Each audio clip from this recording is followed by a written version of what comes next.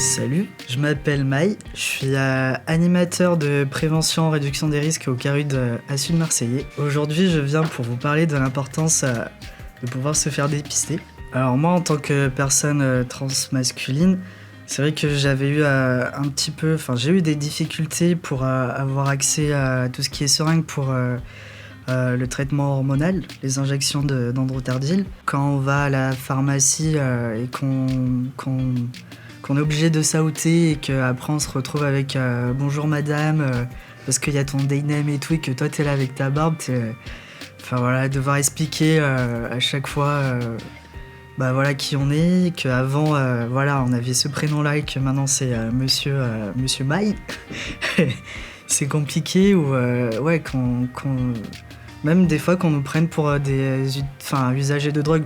Bon, après voilà, mais c'est vrai que une fois on n'avait pas voulu me filer plus de seringues parce que ils savaient pas qu'est-ce que j'allais faire avec. Alors que c'était juste pour partager la fiole d'androtardil, vu que on peut se les partager. Là actuellement c'est vrai qu'il y a une pénurie d'androtardil, donc c'est vrai que des fois sur un traitement on prend la moitié d'une fiole, et c'est vrai que c'est bien de réussir à les partager vu comment on sait que ça devient une denrée rare un petit peu. Après, pour tout ce qui est comment on s'organise pour se partager les hormones et tout ça, c'est vrai que des fois il y a des canaux sur Signal ou des trucs comme ça pour se partager les ampoules ou les patchs. Ça reste quand même compliqué quand il y a des pénuries d'androtardil, quoi. Donc demander des seringues en plus, ça devrait être facile, quoi.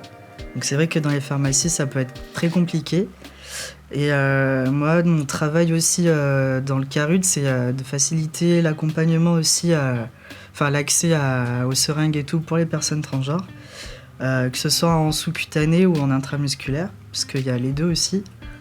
Et c'est vrai que ne pas subir de discrimination, de stigmatisation, ça allège aussi tout le poids, le stress, d'avoir accès à ça.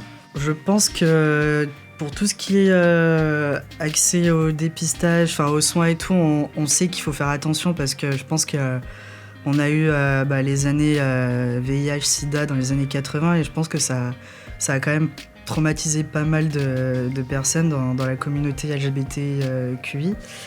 Et j'ai l'impression que là maintenant, il y a de plus en plus de personnes queer ou LGBT qui vont dans des centres communautaires, qui s'investissent aussi là-dedans, et c'est vrai qu'il y a quand même ce côté militant qui est de plus en plus mis en avant.